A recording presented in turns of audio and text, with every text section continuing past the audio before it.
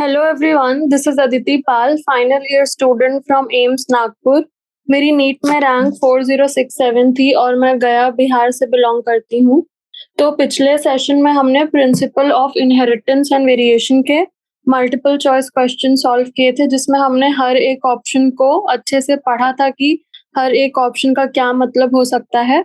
तो शॉर्ट में हमने इंट्रोडक्शन चैप्टर का ओवरऑल कर लिया कि क्या क्या हमें इस चैप्टर में पढ़ना है। तो आज हम very short answer type questions से शुरू करेंगे। तो हमारे पास सबसे पहला क्वेश्चन है, what is the cross between the progeny of F1 and the homozygous recessive parent called. तो जो F1 की प्रोजेनी है यानी फर्स्ट फीलियल जेनरेशन, जो मेंडल का क्रॉस था उसमें जो फर्स्ट फीलियल जेनरेशन की जो प्रोजेनी है और होमोजाइगस रिसेसिव पेरेंट के बीच अगर हम क्रॉस करते हैं तो उसको क्या बोलते हैं, इसका क्या यूज है। ठीक है, तो जो क्रॉस होता है between progeny of first filial generation यानी कि F1 जेनरेशन और जो होमोजाइगस रिसेसिव पेरेंट होता है, तो उसको हम कहते हैं टेस्ट क्रॉस। तो सबसे पहले इस क्रॉस का क्या नाम है वो हमें पता होना चाहिए। तो जो क्रॉस बिटवीन प्रोजेनी होता है ऑफ F1 जेनरेशन और होमोजाइगस रिसेसिव पेरेंट होता है, उसका नाम होता है टेस्ट क्रॉस। अब अगर हम एक एग्जांपल लें तो हमने जो फर्स्ट F1 जेनरेशन का क्रॉस किया वो किया between a homozygous tall plant with a homozygous dwarf plant, यानी टी को हमने टी के साथ क्रॉस किया तो उससे जो प्रोड्यूस हुआ that will be heterozygous tall progenies. तो इससे हमारा ये प्रोजेनी आएगा इन द F1 जेनरेशन। ठीक है, अब हमें क्या करना है, अब हमें बोल रहा है कि इस F1 जेनरेशन के प्रोजेनी को आप होमोजाइगस रिसेसिव पेरेंट से क्रॉस करिए। तो इन द टेस्ट क्रॉस में जो हम हेटेरोजाइगस टॉल प्रोजेनी है that is T of the F1 generation, उसको हमने क्रॉस किया with a plant genetically identical to its homozygous recessive parent यानी स्मॉल टी से। तो ये F1 जेनरेशन का capital T small T that is heterozygous tall को हमने किया homozygous recessive that is small T से। तो हमें क्या मिलके आएगा, तो यहाँ से तो एक सिंगल टी जाएगा और यहाँ से हमारा एक कैपिटल टी जा सकता है और एक स्मॉल टी जा सकता है। तो जब हम इसको क्रॉस करेंगे तो हमें 50% तो कैपिटल टी स्मॉल टी मिलेगा और अनदर 50% हमें स्मॉल टी यानी 50% टॉल प्लांट्स मिलेंगे एंड 50% ड्वार्फ प्लांट्स मिलेंगे।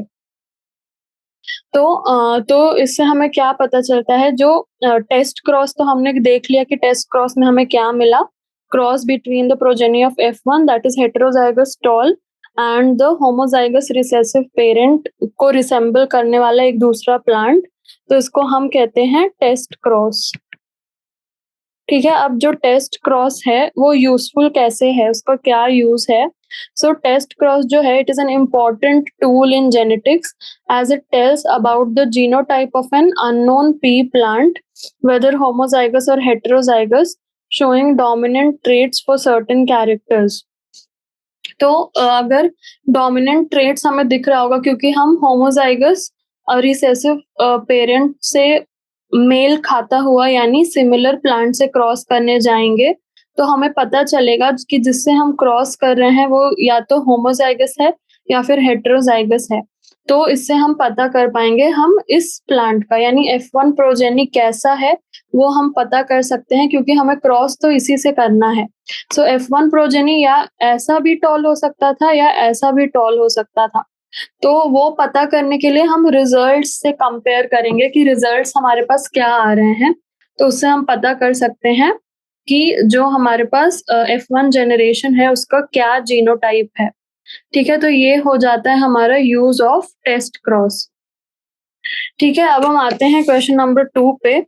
Do you think Mendel's laws of inheritance would have been different if characters that he chose were located on the same chromosome? अब जो Mendel ने laws of inheritance को दिया that is based when characters जो हैं अलग अलग chromosomes पे हैं, सेम क्रोमोसोम पे नहीं है। तो अगर सेम क्रोमोसोम पे है तो क्या मेंडल्स लॉ ऑफ इनहेरिटेंस जो है वो डिफरेंट होते अगर जो कैरेक्टर्स हैं वो सेम क्रोमोसोम पे होते। तो जो मेंडल्स लॉज ऑफ इनहेरिटेंस हैं वो किसने प्रपोज किए हैं? ग्रेगर मेंडल ने प्रपोज किए हैं through his work on garden pea plants that is Pisum sativum. तो हमें पता है कि पाइसम सेटाइवम पे जो मेंडल है उसने अपना जो भी वर्क किया है वो इस प्लांट पे किया है। और उसके बाद उसने प्रपोज किया है fundamental laws of inheritance in genetics. तो इन्हीं को हम कहते हैं मेंडल्स लॉज ऑफ इनहेरिटेंस। तो इसमें क्या-क्या आता है? तो लॉ ऑफ डोमिनेंस आता है, देन लॉ ऑफ सेग्रीगेशन आता है and finally law of independent assortment आता है। ठीक है? तो 3 लॉज हमारे पास दिए हैं मेंडल ने। अब लिंकेज क्या है? तो लिंकेज हमने पढ़ा था कि अगर जीन्स जो हैं बहुत क्लोज़ली एसोसिएटेड हैं ऑन द सेम क्रोमोसोम तो वो कभी भी सेग्रीगेट नहीं हो पाएँगे क्योंकि उनके बीच का डिस्टेंस बहुत कम है। तो बीच का डिस्टेंस कम होने की वजह से ना तो वो सेग्रीगेट हो पाएँगे, ना ही क्रॉस ओवर हो पाएँगे, यानी रिकॉम्बिनेशन की फ्रीक्वेंसी जो है वो डिक्रीज़ हो जाएगी बिकॉज़ ऑफ लिंकेज। तो जो जीन्स जो हैं अगर लिंक्ड हैं तो क्या होता है उनकी टेंडेंसी होती है to stay combined as a group and get inherited to the next generation. ठीक है? तो अगर हमारे पास जो जीन्स होते जो मेंडल ने चूज़ किए हैं वो अलग-अलग क्रोमोसोम्स पे थे। अगर वो सेम क्रोमोसोम पे होते तो जो मेंडल का लॉज ऑफ इनहेरिटेंस है वो कंप्लीटली डिफरेंट हो जाता। क्यों डिफरेंट हो जाता? क्योंकि अगर सेम क्रोमोसोम पे जो हमारे जीन्स हैं वो लोकेटेड होते तो वो लिंकेज को शो करते और लिंकेज को जो शो करेगा वो लॉ ऑफ सेग्रीगेशन जो है वो नहीं दिखाएगा और ना ही लॉ ऑफ इंडिपेंडेंट असॉर्टमेंट नहीं दिखाएगा। सो जो लिंक्ड जीन्स हैं would not have segregated and got assorted independently during the gamete formation क्योंकि वो तो एक दूसरे के बहुत पास है तो जितना कम डिस्टेंस होगा उतना मुश्किल हो जाएगा उनके लिए सेग्रीगेट करना। So law of segregation and independent assortment जो है हमारे पास वो हमारा नहीं होगा और ये 2 लॉज जो मेंडल ने दिए थे वो हमारे रूल आउट हो जाएँगे इस केस में जब हमारे पास जो जीन्स हैं अगर जीन्स वो उसने चूज़ किए वो सेम क्रोमोसोम पे होते तो हमारे ये 2 लॉज जो हैं वो तो बन ही नहीं पाते, सिर्फ लॉ ऑफ डोमिनेंस हमारा ट्रू होल्ड करता, लॉ ऑफ सेग्रीगेशन भी नहीं हो पाता और लॉ ऑफ इंडिपेंडेंट असॉर्टमेंट भी नहीं हो पाता। सो हाँ, जो लिंकेज है वो अफेक्ट करता है मेंडल्स के लॉ ऑफ इनहेरिटेंस को। ठीक है, तो ये था हमारे पास क्वेश्चन नंबर 2। अब हम आते हैं क्वेश्चन नंबर 3 पे। Enlist the steps of controlled cross pollination. Would emasculation be needed in a cucurbit plant? Give reasons for your answer.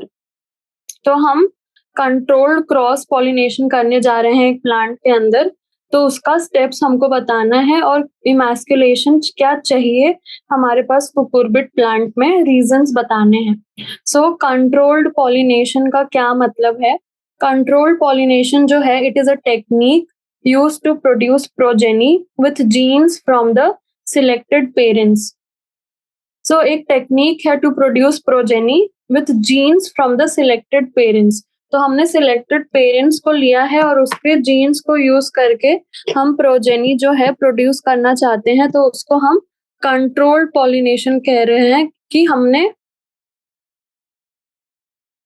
हमने इस पॉलिनेशन को जो है वो कंट्रोल किया है। तो दिस इज कंट्रोल्ड पॉलिनेशन। ठीक है, हम कंट्रोल कर रहे हैं, ये अपने आप नहीं हो रहा, ये ऑटोमेटिकली नहीं हो रहा है। ठीक है, तो उसके बाद जो स्टेप्स होते हैं कंट्रोल्ड पॉलिनेशन के वो हमारे पास क्या हैं? सो कंट्रोल्ड पॉलिनेशन के जो स्टेप्स हैं वो हैं हमारे पास सबसे पहले selection of parents with desirable traits. अब आपको स्पेशलाइज्ड ट्रेट्स चाहिए तो आप पहले पेरेंट्स को सिलेक्ट करेंगे। ठीक है, उसके बाद आप क्या करेंगे? इमैस्कुलेशन करेंगे। So emasculation is removal of anther from the flowers of female plant. तो जो एंथर है हम उसको रिमूव करेंगे फीमेल पेरेंट से। उसके बाद हम क्या करेंगे, हमारा जो एंथर है उसमें ही हमारा जो ओवम है वो रहता है फॉर द फीमेल। उसके बाद हम क्या करेंगे, बैगिंग करेंगे enclosing the emasculated flower with paper bag to avoid contamination with unwanted pollen.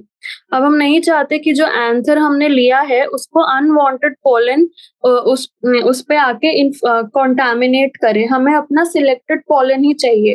तो अब हम कलेक्शन ऑफ सिलेक्टेड पॉलन करेंगे from the desired male parent and dusting the pollen on stigma of the emasculated flower। तो हमने pollen को collect किया जिस भी मेल प्लांट से हम चाहते हैं, और फिर उस pollen को हम डस्ट करते हैं on the stigma of the emasculated flower. तो स्टिग्मा से वो क्या करेगा, ट्रैवल करेगा टू द एंथर। फिर हम करते हैं रीबैगिंग। ठीक है, तो ये थे हमारे स्टेप्स कि सबसे पहले हमने सिलेक्ट कर लिया पेरेंट्स को, उसके बाद हमने आंसर को रिमूव कर लिया फ्रॉम द फीमेल पेरेंट, तो उसको हम कहते हैं इमैस्कुलेशन। फिर हमने उसको अच्छे से कवर कर लिया ताकि अनवांटेड पॉलन से हमारा कॉन्टैमिनेशन ना हो। उसके बाद हमने क्या किया कि हमने जो हमारे पास पॉलन है हमने मेल प्लांट से सिलेक्ट कर लिया। उसके बाद हमने डस्ट किया उस पॉलन को on the stigma of the emasculated flower. फिर हमने रीबैगिंग किया। तो अब जो इमैस्कुलेशन है, in order to ensure that the desired pollen grains are only transferred to the stigma, anthers from the female flower bud are removed using a pair of forceps before the dehiscence occurs. This is called emasculation। अब emasculation होता क्या है कि हमें चाहिए कि desired pollen grains ही stigma तक जाएं। तो अगर हम उसको प्लांट पे ही छोड़ देंगे तो अनवांटेड पॉलन ग्रेन्स से कॉन्टैमिनेशन हो सकता है, तो हम वैसा नहीं चाहते। हम डिजायर्ड पॉलन ग्रेन्स को ही चाहते हैं कि वो वहां तक पहुंचे। तो उसके लिए हम क्या करेंगे, anthers from the flower bud को रिमूव करेंगे using a pair of forceps and before anther dehiscence. तो बिफोर एंथर डेहिसेंस हम रिमूव करने की कोशिश करेंगे एंथर को, और इसी को हम क्या कहते हैं, इमैस्कुलेशन। अब इमैस्कुलेशन क्या कुकुरबिट प्लांट के अंदर चाहिए होगा। सो जो कुकुरबिट प्लांट है that produces unisexual flowers, that means male is staminate and female pistillate are born separately on different plants। ठीक है, तो हमारे पास जो कुकुरबिट है उसमें यूनिसेक्सुअल फ्लावर्स होता है, दैट इज मेल किसी और प्लांट का मेल जो है सेपरेट होगा एंड फीमेल फ्लावर्स सेपरेट होंगे, यानी मेल प्लांट सेपरेट होगा, फीमेल प्लांट सेपरेट होगा। सो अगर male and female plant he separate है तो आप बताइए क्या उसका पॉलन ग्रेन से कॉन्टैमिनेशन हो सकता है। तो पॉलन ग्रेन से कॉन्टैमिनेशन नहीं हो सकता। तो जो कुकुरबिट प्लांट है उसमें हमें इमैस्कुलेशन करने की जरूरत नहीं है, क्योंकि इमैस्कुलेशन तो सिर्फ हम बाइसेक्सुअल फ्लावर्स में करते हैं, यानी जहां मेल और फीमेल पार्ट्स जो है they are present in the same flower.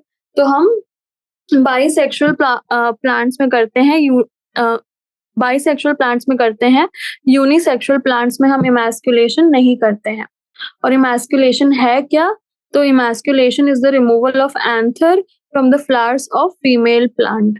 तो हमने देख लिया कि क्या स्टेप्स होते हैं हमारे पास, सिलेक्शन होता है, इमैस्कुलेशन होता है, बैगिंग होता है, कलेक्शन ऑफ पॉलन होता है and dusting of pollen on stigma of the emasculated flower. फिर फाइनली हमारे पास होता है रीबैगिंग। ठीक है, तो ये था हमारे पास क्वेश्चन नंबर 3। अब हम आते हैं क्वेश्चन नंबर 4 के तरफ।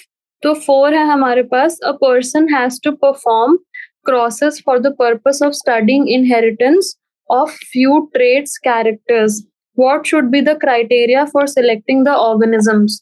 तो एक पर्सन को कुछ ट्रेट्स और कैरेक्टर्स को स्टडी करना है, तो उसके लिए वो उसको क्रॉसेस परफॉर्म करने पड़ेंगे। ठीक है, तो अब क्या क्राइटेरिया, वो किसी को भी तो चूज नहीं कर सकता है फॉर परफॉर्मिंग द क्रॉसेस। उसको एक पर्टिकुलर क्राइटेरिया चाहिए कि मैं किसको चूज करूं क्रॉस परफॉर्म करने के लिए। तो वो किस बेसिस, किस क्राइटेरिया पे जो है चूज करेगा ऑर्गेनिजम्स को। So traits and characters. So character is a feature of an individual like height, colour etcetera. And trait जो है इज अ स्टेट और detectable variant of a character which is inherited.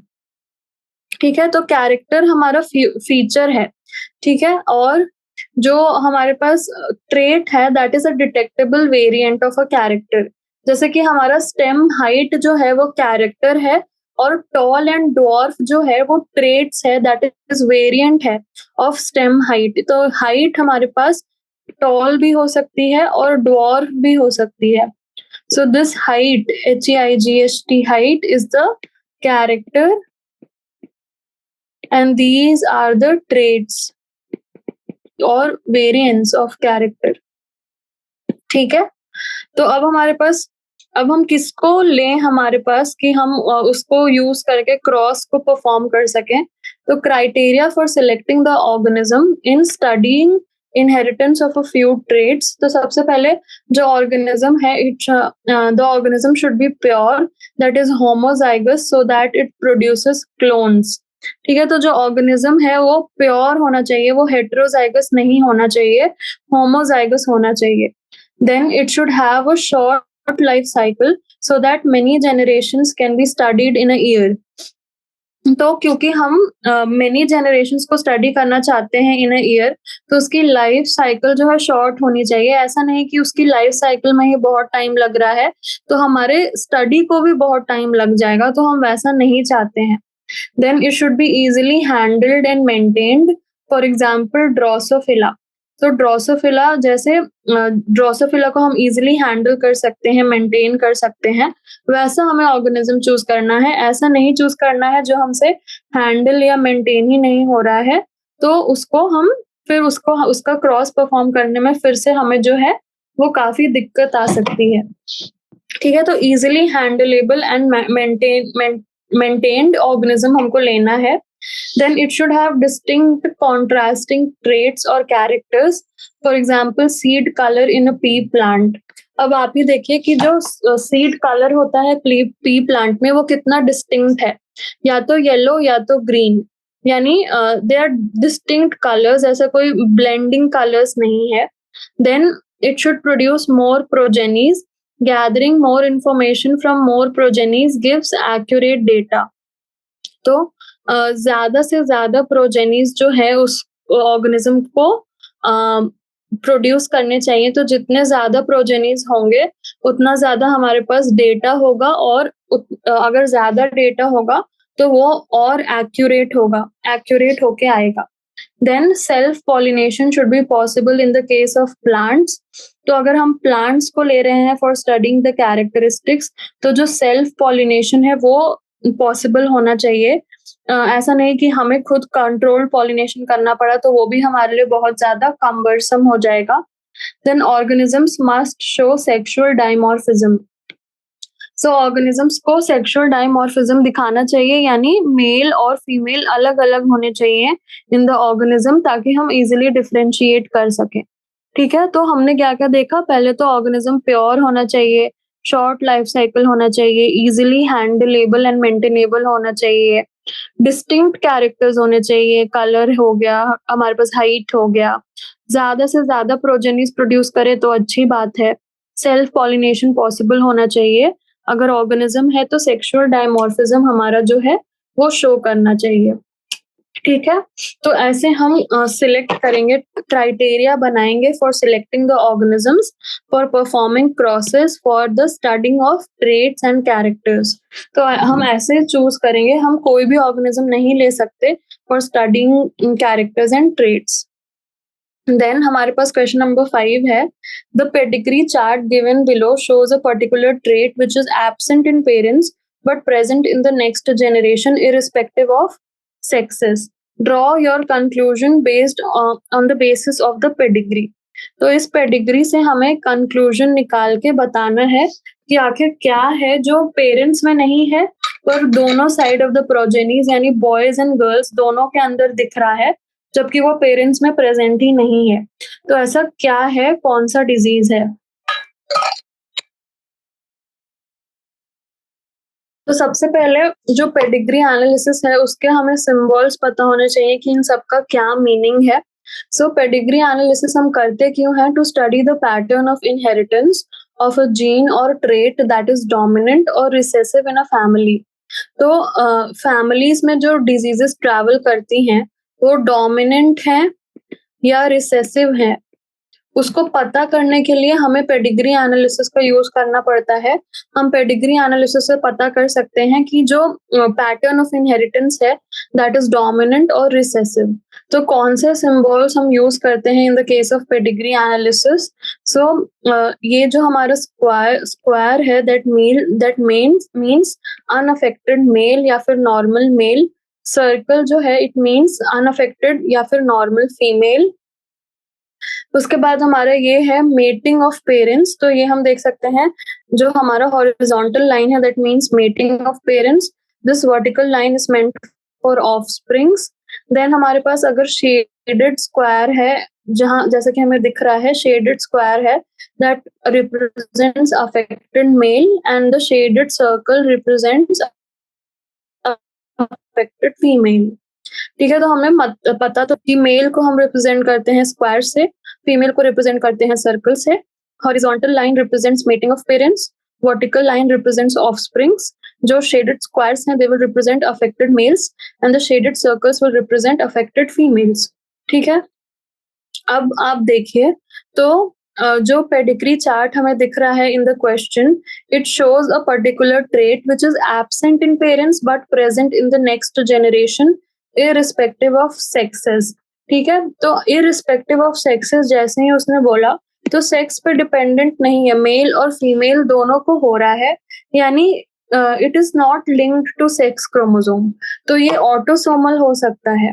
ठीक है, तो अगर autosomal dominant होता तो parents में भी दिखना चाहिए था, क्योंकि डोमिनेंट है तो पेरेंट्स में भी दिखना चाहिए था, ना ही कि सिर्फ ऑफस्प्रिंग्स में दिखे। तो अगर ऑटोसोमल रेसेसिव है यानी जो माँ है उसके पास भी एक रेसेसिव जीन होगा और जो फादर है उनके पास भी एक रेसेसिव जीन होगा, और इन दोनों के साथ आने पे मेल या फीमेल किसी में भी आए, क्योंकि ऑटोसोम्स है तो ऑटोसोम्स किसी में भी आ सकते हैं, इसलिए ये ऑटोसोमल रिसेसिव होगा।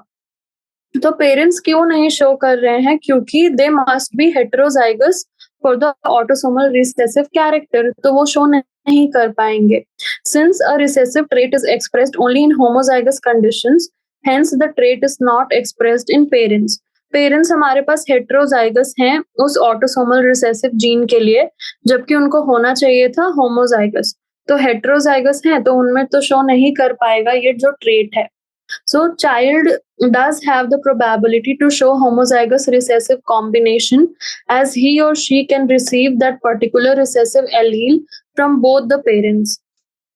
तो चाइल्ड मेल हो या फीमेल हो दोनों का ही चांस है to receive autosomal recessive gene from the mother and father. तो जो होमोजाइगोसिटी के वजह से एक्सप्रेशन हो जाएगा ट्रेट का। सो जो हेटेरोजाइगस ऑफस्प्रिंग्स यहाँ पे प्रोड्यूस हो रहे हैं, यानी यहाँ पे हो सकता है ए आर और ए आया हो, तो यहाँ पे ये मेल है वो कैरियर हो जाएगा। सो हेटेरोजाइगस ऑफस्प्रिंग्स जो प्रोड्यूस्ड हो रहे हैं they are the carriers and they appeared normal in the pedigree. तो पेडिग्री में वो नॉर्मल दिख रहे हैं पर एक्चुअली वो कैरियर्स हो सकते हैं इस डिजीज के। ठीक है, तो ये था हमारे पास क्वेश्चन नंबर 5 जिसमें हमने पेडिग्री एनालिसिस किया। तो ऐसे ही आपको autosomal dominant, sex linked dominant and sex linked recessive, इन तीनों के भी आपको पेडिग्रीज जो है वो आने चाहिए। वो आपने एक बार देख लेना है, बाकी आपको थोड़ा सा दिमाग लगाना पड़ेगा, पर आपने अगर एक बार देख लिया है तो आपके लिए आसान हो जाएगा।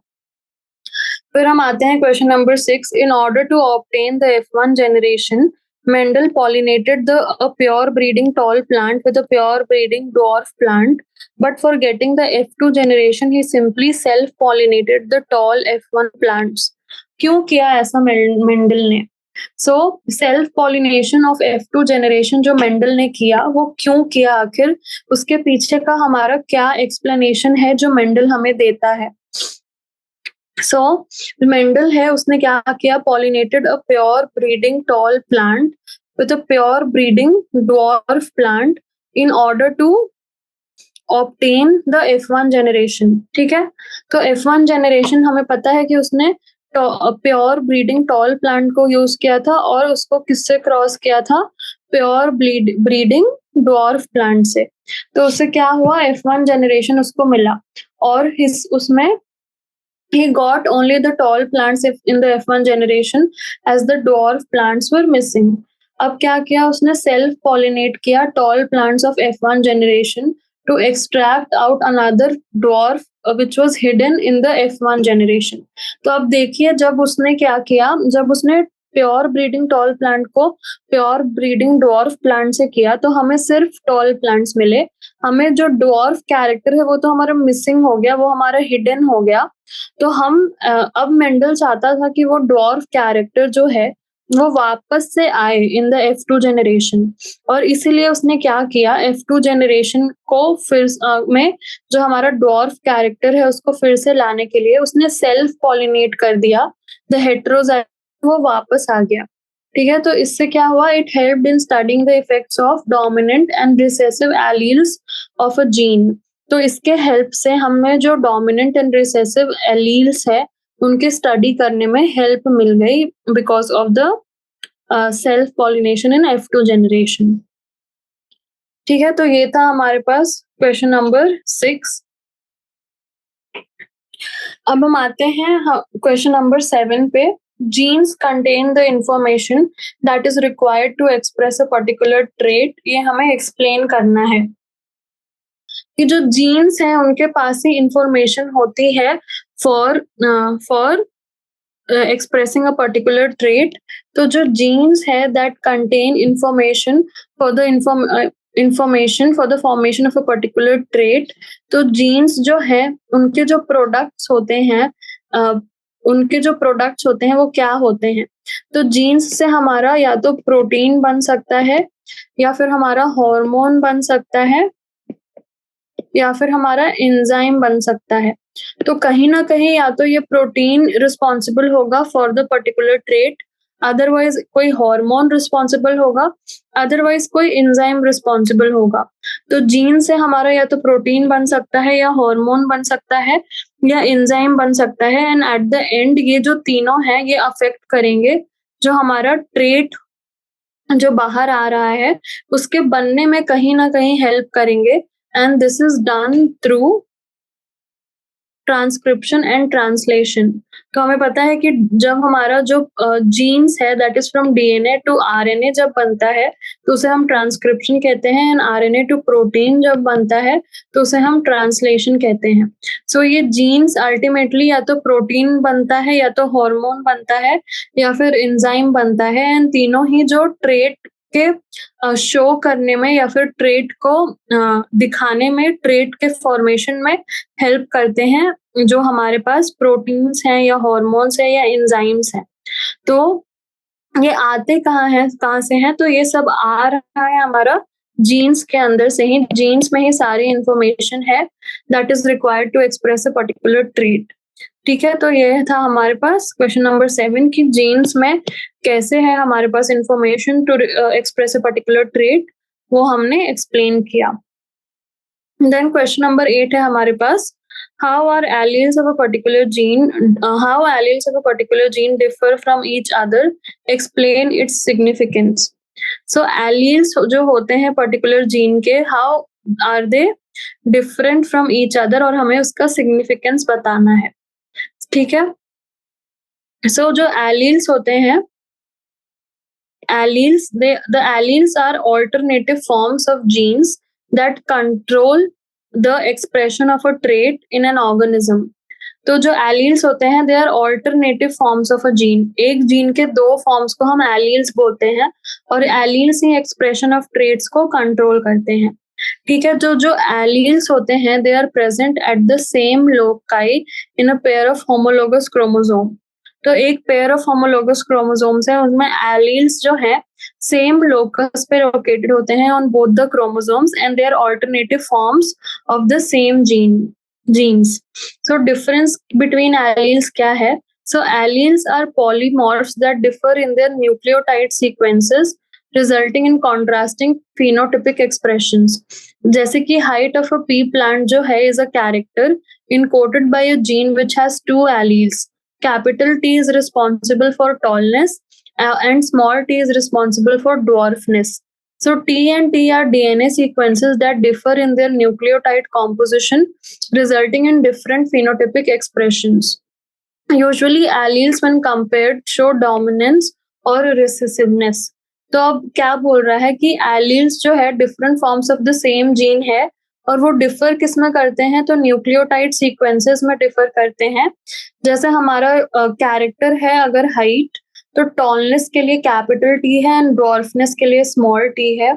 सो जो कैपिटल टी है और स्मॉल टी है वो डिफर करेंगे इन देयर न्यूक्लियोटाइड सीक्वेंसेस, और उसके वजह से जो हमारे पास टॉलनेस है या डॉर्फनेस है उसमें डिफरेंट फिनोटिपिक एक्सप्रेशंस आएगा because of capital T and small T.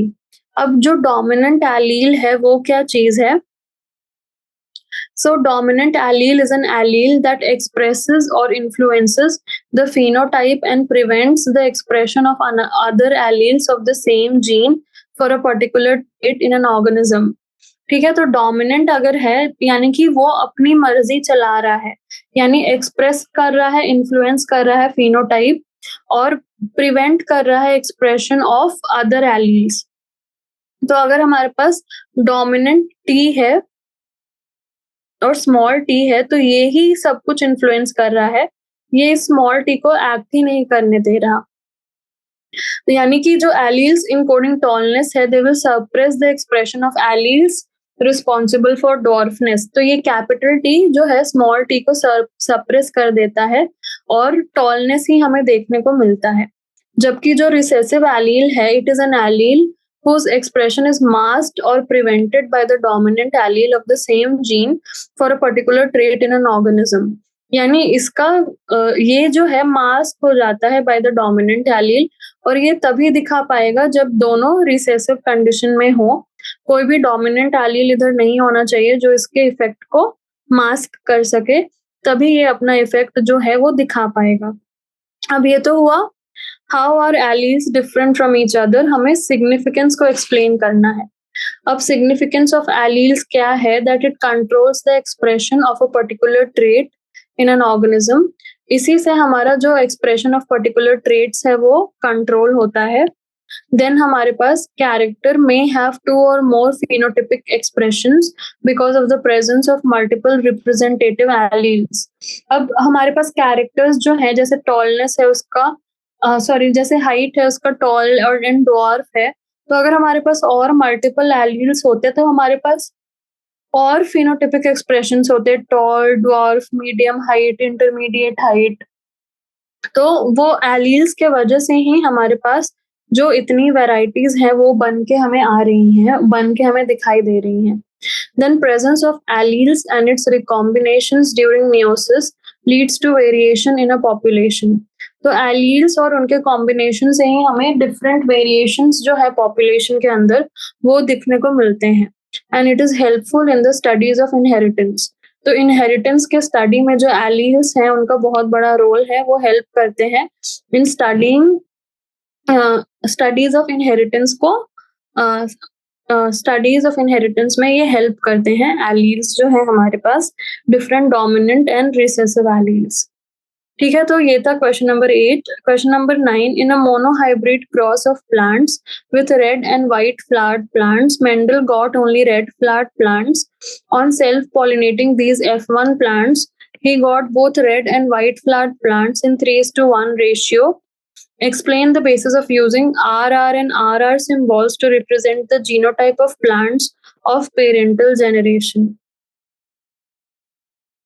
ठीक है, तो ये क्रॉस के बारे में पूरा दे रखा है कि क्या किया मेंडल ने, red and white flowered plants को क्रॉस किया. तो monohybrid cross is a cross. तो एक कैरेक्टर हमने लिया तो हम उसको बोलते हैं मोनोहाइब्रिड क्रॉस. इतना तो हमें अभी तक पता है. सो हमने प्लांट लिया व्हाइट फ्लावर्स के साथ और उसको क्रॉस किया प्लांट विथ रेड फ्लावर्स के साथ. तो इससे क्या होगा? तो monohybrid cross of plants with red and white flowered plants up to F1 generation, ठीक है।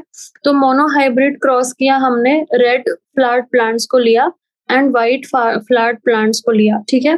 तो मेंडल को क्या मिला, आर आर मिला होगा, यानी सारे रेड कलर्ड फ्लावर के प्लांट्स मिले होंगे इन द F1 जनरेशन, क्योंकि रेड जो है वो डोमिनेंट एलील है and codes for R, capital R is the dominant allele and it is coding for red flowered plants, ठीक है। जबकि हमारा small r जो है that is recessive allele trait that does not encode flower color as its effect is masked by the dominant R allele। तो जो small R है वो किसी कलर के लिए कोड नहीं करता, तो हमारे पास जो फ्लावर का कलर है दैट कम्स एज वाइट, ठीक है। तो स्मॉल आर जो है उसकी मास्किंग होती है, यानी कि वो रिसेसिव एलील है।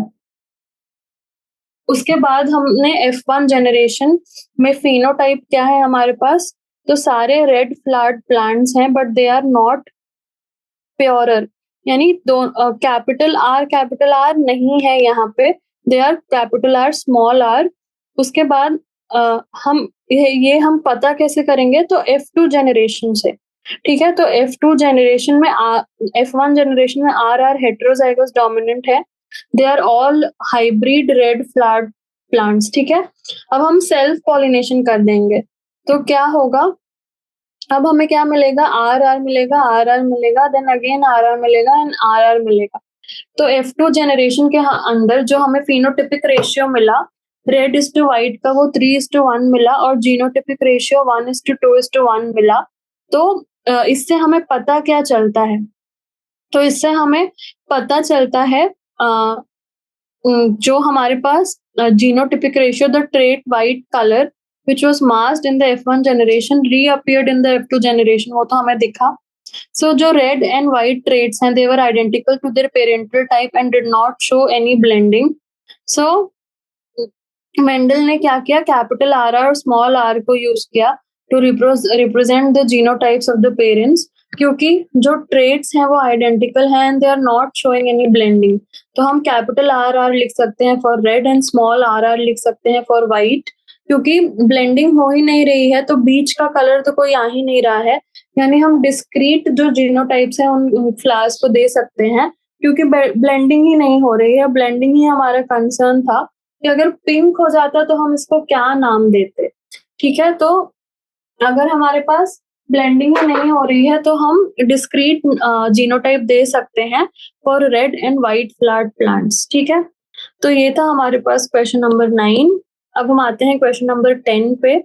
For the expression of traits genes provide only the potentiality and the environment provides the opportunity. Comment on the veracity of the statement, ठीक है।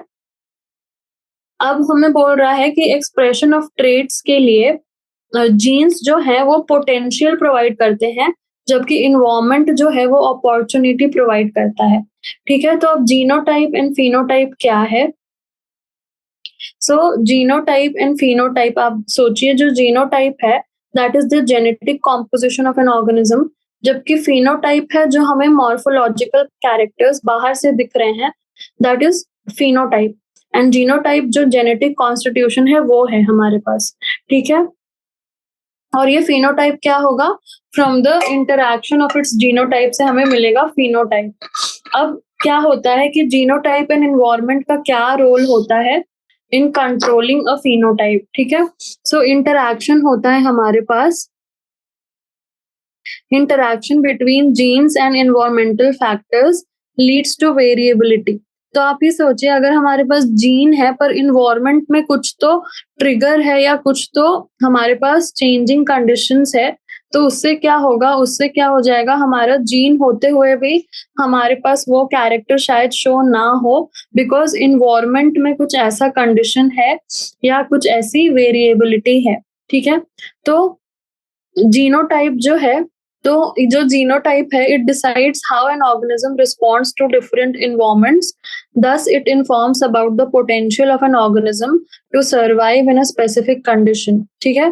तो जीनोटाइप जो है वो डिसाइड करता है कि कैसे एक ऑर्गेनिज्म जो है एक स्पेसिफिक कंडीशन में सर्वाइव करेगा। अब environmental factors like temperature, sunlight, water availability etcetera affect the and alter the gene expressions. जैसे जो phenotype है that is equal to genotype plus environment, ठीक है? तो phenotype is actually the trait, ठीक है? और genotype जो है हमारे पास potential, आपके पास पोटेंशियल है अगर आपके पास वो जीन है, पर अगर इन्वायरमेंट आपको अपॉर्चुनिटी नहीं देगा तो भी आपका ट्रेट वैसे एक्सप्रेस नहीं होगा जैसा वो जीन चाहता है, जैसा वो उस जीन के पास पोटेंशियल है। So trait is equal to potential plus opportunity. तो आपको अपॉर्चुनिटी भी मिलनी चाहिए, आपके पास जीन भी होना चाहिए, तभी वो आप पर्टिकुलर ट्रेट जो है उसको दिखा पाएंगे। ठीक है, तो ये था हमारे पास क्वेश्चन नंबर 10। अब हम आते हैं क्वेश्चन नंबर 11 पे। A, B, D are three independently assorting genes with their recessive alleles A, B, D respectively. A cross was made between individuals of AA, BB, DD genotype with AA, BB, DD. Find out the type of genotypes of the offspring produced.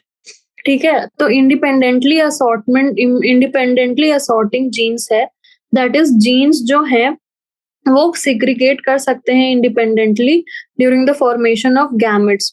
क्यों? क्योंकि वो different homologous chromosomes पे present है, वो same homologous chromosomes पे present नहीं है, तो उनमें कोई भी लिंकेज शो नहीं हो रहा है, तो वो आराम से इंडिपेंडेंटली असॉर्ट कर सकते हैं। ठीक है, तो हमें पता चल गया कि ये इंडिपेंडेंटली असॉर्ट कर सकते हैं। अब पहले तो हम गैमेट्स प्रोड्यूस करेंगे। सो आप देख सकते हैं कि ए बी डी जो है इंडिपेंडेंटली असॉर्टिंग है एंड ए बी डी जो है इंडिपेंडेंटली असॉर्टिंग है। तो अक्रॉस हमने किया A A B B D D से, हम उसको मेल मान लेते हैं, और small A B B D D से तो उसको हम फीमेल मान लेते हैं। ठीक है, तो अगर आप यहाँ से लेना चाहें जीन्स को तो आपको क्या मिलेगा? तो जो गैमेट्स प्रोड्यूस होते हैं by the individual with genotype A A B B D D, that will be equal to, यहाँ का हमने ए लिया डोमिनेंट और यहाँ का हमने लिया B small and capital D. ठीक है, और फिर हम अगर लेना चाहें तो ए हम स्मॉल ले सकते हैं, बी तो हमेशा यही होगा and D will be also capital. तो हमें यहाँ पे दो गैमेट्स मिले from this parent, that is individual. इस इंडिविजुअल से हमें दो गैमेट मिले जो कि है ये एक और ये एक। जबकि आप रिसेसिव इंडिविजुअल से अगर गैमेट देखें तो आपको यही मिलेगा, क्योंकि यही है आपके पास small A small B small D, आपको ये गैमेट मिलेगा। ठीक है, अब हम इसको क्रॉस करेंगे तो यहाँ पे क्या होगा, capital A small small B capital D small D, और यहाँ पे क्या होगा small A small B and capital D small D. ठीक है, तो आपको कुछ नहीं करना है। अगर ऐसा क्वेश्चन आपके पास आता है तो आपको सबसे पहले गैमेट्स बनाने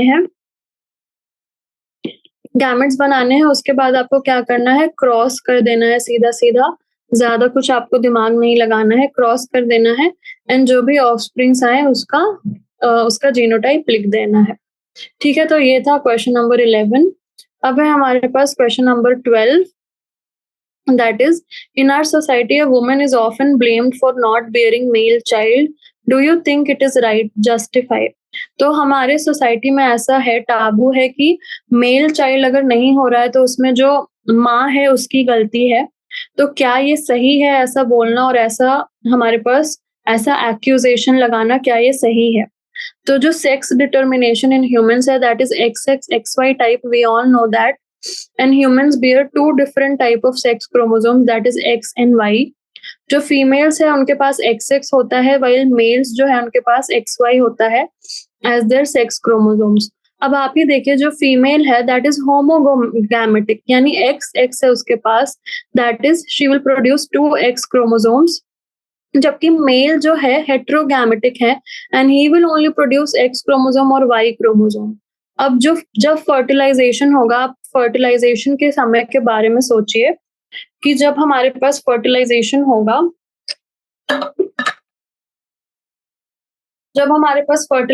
होगा, तो क्या होगा? जब फर्टिलाइजेशन होगा तो फीमेल तो हमारे पास होमोगैमेटिक ही है, तो वो तो या एक्स ही देगी, एक्स क्रोमोसोम देगी, जबकि जो मेल है हमारे पास वो XY है, वो या तो X दे सकता है या तो Y दे सकता है। ठीक है, ये तो हमने अभी अभी देखा कि ये तो X ही दे सकती है एक, अगर उसको देना है। एंड तो जो फीमेल गैमेट है with X chromosome, fuses with the male gametes having either X और Y क्रोमोसोम। अब जो ये फीमेल के तो सारे ओवम X क्रोमोसोम्स ही कैरी करते हैं, पर स्पर्म्स ही है जो कुछ X करते हैं और कुछ Y करते हैं, ठीक है? सो अगर हम कहें कि mother is responsible for a baby girl और अ बेबी बॉय, तो ये मिथ है, क्योंकि जो ओवम है उसके पास तो हमेशा एक्स ही क्रोमोसोम है। वो तो मेल का एक्स क्रोमोसोम आता है तो हमारी फीमेल फीटस होता है, एंड अगर मेल का वाई क्रोमोसोम आता है तो हमारे पास मेल ऑफस्प्रिंग होता है। ठीक है, तो हमारी सोसाइटी जो है वो ब्लेम करती है woman for bearing a female child, पर जो हमारे पास डिफरेंशिएटिंग क्रोमोसोम है वो क्लियरली जो है हमारे पास मेल से आता है। सो अगर मेल से एक्स क्रोमोसोम आएगा तो फीमेल चाइल्ड होगी, एंड मेल से वाई क्रोमोसोम आएगा तो मेल चाइल्ड होगा। यानी मेल ही है deciding factor, not the female. So blaming the women for the sex of the child, that is a complete myth. और ये बिल्कुल भी जस्टिफाइड नहीं है। हमने देख लिया कि किसके वजह से डिफरेंस आ रहा है। डिफरेंस तो आ रहा है हमारे पास मेल गैमेट के वजह से, not because of the female gamete. So it is not right, it is definitely wrong. So this is a myth जो होता है वुमेन को ब्लेम करना for sex of the child. Then comes question number 13, discuss the genetic basis of wrinkled phenotype of pea seed. तो जो wrinkled phenotype है pea seed का, उसको आप कैसे एक्सप्लेन करेंगे? सो हमें पता है एलील्स का क्या मतलब है, तो वो they are alternative forms of the same gene, they are present on the same loci on the homologous chromosomes. तो round and wrinkled for seed shape जो है, they are alleles, round and wrinkled, ठीक है? अब क्या है genetic basis of wrinkled phenotype? क्या है कि जो R and capital R and small R है, they are the alleles of the gene responsible for seed shape. तो सीड शेप का जीन है हमारे पास और उसके एलील्स है capital R and small R. तो इस केस में जो कैपिटल आर है that is the dominant one, ठीक है? तो कैपिटल आर जो है that is the dominant allele, and वो किसके लिए कोड करता है? तो कोड करता है फॉर राउंड पी सीड्स, जबकि जो हमारे पास स्मॉल आर है वो इस केस में हमारे पास है रिसेसिव काइंड। तो ये रिसेसिव एलील है, एंड ये किसके लिए कोड करता है? So this one will code for wrinkled pea seeds. Based on the presence of alleles, the expression of traits differ as follows. तो अब आप देखिए कि अगर हमारे पास कैपिटल आर है तो दोनों डोमिनेंट है, तो हमें राउंड सीड देखने को मिलेगा। कैपिटल आर स्मॉल आर है तो भी हमारे पास कैपिटल आर डोमिनेंट है, और कैपिटल आर किसके लिए कर रहा है? तो राउंड के लिए कोड कर रहा है, तो इस केस में भी हमें राउंड सीड देखने को मिलेगा। देन हमारे पास स्मॉल आर हो सकता है, तो इस केस में होमोजाइगस रिसेसिव हमें रिंकल्ड सीड देखने को मिलेगा। सो रिंकल्ड फिनोटाइप को हम कैसे एक्सप्लेन कर सकते हैं? जेनेटिक बेसिस यानी जीनोटाइप इसका क्या होगा? So genotype will be small R R, क्योंकि इसका मास्किंग हमें नहीं चाहिए, तो हमें कोई भी डोमिनेंट जीन नहीं, डोमिनेंट एलील नहीं चाहिए, ठीक है? तो हमें अगर डोमिनेंट एलील नहीं चाहिए तो हम दोनों स्मॉल होने चाहिए, तभी इसका जेनेटिक बेसिस हमें समझ में आता है कि रिसेसिव है हमारा wrinkled phenotype.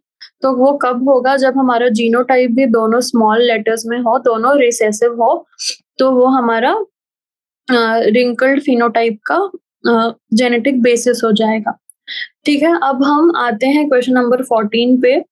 Even if character showing multiple allelism, an individual will only have 2 alleles for that character. Why? तो अगर एक कैरेक्टर जो है वो मल्टीपल एलिलिज्म को शो करता है, तो भी उस इंडिविजुअल के पास सिर्फ 2 एलील्स होंगे उस कैरेक्टर के लिए।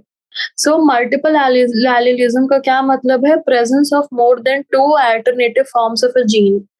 तो जनरली हमने देखा कि 2 ऑल्टरनेटिव फॉर्म्स होते हैं एक जीन के, और उसी को हम एलील बोलते हैं, ठीक है? ये हमने देखा जनरली। अब क्या बोल रहा है क्वेश्चन?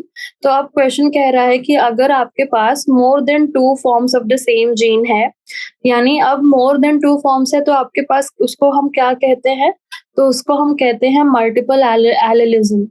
तो आपके पास मल्टीपल एलेलिज्म की अगर प्रॉपर्टी आपको किसी जीन में है, तो भी आप जो इंडिविजुअल है उसके पास सिर्फ 2 एलील्स होंगे उस कैरेक्टर के लिए, तो ऐसा क्यों होगा? तो मल्टीपल एलील्स हमें समझ में आ गया and they are present on the same locus of a homologous chromosome. For example के लिए हम लेते हैं एबीओ ब्लड ग्रुप सिस्टम। तो जो एबीओ ब्लड ग्रुप सिस्टम है उसके अंदर जो है हमारे पास मेनी एलील्स है फॉर द सेम जीन, ठीक है। अब एलील्स क्या है? A pair of genes that employ a particular location on a specific chromosome and control the same trait are called alleles. The organism's genotype is called homozygous if a pair of alleles are similar. If the organism genotype is heterozygous, the pair of alleles differ. तो allele का हमने सब कुछ देखा है कि they are different forms of the same gene. अब multiple allelism होने के बाद भी जो इंडिविजुअल्स तो पॉपुलेशन में होंगे, हमें पता है कि इंडिविजुअल जो है पॉपुलेशन में होंगे 2n क्रोमोसोम्स होंगे and they will possess only 2 alleles for a gene. For example अगर देखें हम तो अगर ब्लड ग्रुप ए बी चाहिए, सो आई बी होगा तो हमारा ब्लड ग्रुप ए बी होके आएगा, ठीक है। तो इंडिविजुअल्स पॉपुलेशन में तो सारे डिफरेंट डिफरेंट एलील्स प्रेजेंट होंगे। सो किसी के पास आई ओ होगा, किसी के पास IB-IO होगा, किसी के पास IO-IO होगा, किसी के पास IA-IB होगा। तो आप देख सकते हैं कि एक जीन के कितने मल्टीपल एलील्स हमें दिख रहे हैं, तो इसको हम बोलेंगे मल्टीपल एलिलिज्म, ठीक है। तो मल्टीपल एलिलिज्म पॉपुलेशन में हमें मल्टीपल एलील्स देखने को मिलेंगे, पर आप अगर एक इंडिविजुअल में देखने की कोशिश करें, तो एक इंडिविजुअल में हमें 2 ही दिख रहे हैं। तो आप देख सकते हैं एक में तो 2 ही दिख रहे हैं हमें सारे केसेस में, पर अगर हम टोटल देखें तब तो हमें 3 डिफरेंट एलील्स दिख रहे हैं। तो इसका मतलब पॉपुलेशन में मल्टीपल एलील्स होंगे, बट एक जो इंडिविजुअल है उसमें सिर्फ 2 एलील्स होंगे फॉर दैट कैरेक्टर। और क्यों हमने देख लिया? क्योंकि पॉपुलेशन में है सारे मल्टीपल एलील्स, एक ऑर्गेनिज्म में तो मल्टीपल एलील्स हम नहीं डाल सकते। ऑर्गेनिज्म में एक इंडिविजुअल में 2 ही एलील्स होंगे, ठीक है, फॉर दैट कैरेक्टर। ठीक है, तो ये था हमारे पास क्वेश्चन नंबर 14। अब हम आते हैं क्वेश्चन नंबर 15 पे। How does a mutagen induce mutation? Explain with example, ठीक है। तो अब हमें बताना है कि म्यूटाजन जो है वो कैसे म्यूटेशन को इंड्यूस करता है, ठीक है। सो म्यूटाजन जो है इट इज अ सब्सटेंस और agent that causes alteration in the genetic material that is DNA sequence of an organism. So एक सब्सटेंस है या एक एजेंट है जो क्या कर रहा है? ऑल्टरेशन कर रहा है इन the genetic material that is DNA sequence. तो डीएनए सीक्वेंस में कुछ कुछ तो गड़बड़ या ऑल्टर कर रहा है, यानी उसको कुछ तो चेंजेस ला रहा है इन द डीएनए सीक्वेंस। सो जो डीएनए है that is genetic material of the organism, और वो बनता कैसे है? तो पॉलीन्यूक्लियोटाइड सीक्वेंसेस से बनता है। तो उसमें आता है ATGC, adenine, thymine, guanine and cytosine. तो एनी चेंज होगा इन the DNA sequence induces change in the character of an organism. तो डीएनए सीक्वेंस में कुछ भी अगर हमारे पास चेंज हो रहा है, सो इट विल अफेक्ट कि ऑर्गेनिज्म में भी कुछ तो डिफरेंस आएगा, उसी को हम म्यूटेशन बोलेंगे। सो म्यूटाजेंस जो होते हैं they are of different types. So different types होते हैं, जैसे बायोलॉजिकल हो सकते हैं, फिर केमिकल हो सकते हैं, फिजिकल हो सकते हैं। सो बायोलॉजिकल म्यूटाजेंस में फॉर एग्जांपल है हमारे पास म्यूटाजेनिक ऑन्कोजेनिक वायरसेस हो सकते हैं। जो बायोलॉजिकल म्यूटाजेंस में हमारे पास वायरस है जो मेनली म्यूटेशन कॉज कराते हैं in the DNA. So viruses हो सकते हैं and replicate using the cell's machinery. So जो वायरस होते हैं वो क्या करते हैं? डीएनए में म्यूटेशन कराते हैं, फिर उन अपने जो सीक्वेंसेस है उसको डीएनए के अंदर इनकॉर्पोरेट करवा देते हैं, फिर सेल की मशीनरी को यूज करके वो खुद रेप्लिकेट करने लगते हैं। फॉर एग्जाम्पल है हमारे पास human papilloma virus that is HPV। HPV जो है वो क्या करता है, सेल के अंदर घुस के इन्फेक्ट करता है, डीएनए में म्यूटेशन कराता है एंड रेप्लिकेट करने लगता है inside the using the cell's machinery. ठीक है, तो ये है हमारे पास biological mutagens. Then comes chemical mutagens. जो केमिकल म्यूटाजेंस है उसमें आते हैं केमिकल्स जैसे कि कॉल्चिसिन, जो क्या करते हैं, इंड्यूस करते हैं polyploidy by inhibiting spindle formation. ठीक है, तो ये हुआ केमिकल म्यूटाजेंस। उसके बाद केमिकल में आता है और नाइट्रस एसिड। तो क्या कराता है ये, oxidative deamination on A, G and C bases which contain amino groups। ठीक है, then comes acridines and acridines. हमारे पास एक्रीडीन्स होगा and proflavins, they are very powerful mutagens. तो ये क्या करते हैं, they can intercalate between DNA bases and interfere with DNA replication. तो ये डीएनए रेप्लिकेशन से इंटरफेयर करते हैं। देन बेस एनालॉग्स जो है, they can cause mispairing and eventually alter DNA sequence in the subsequent daughter strands produced। तो base analogues की वजह से मिसपेयरिंग हो सकती है।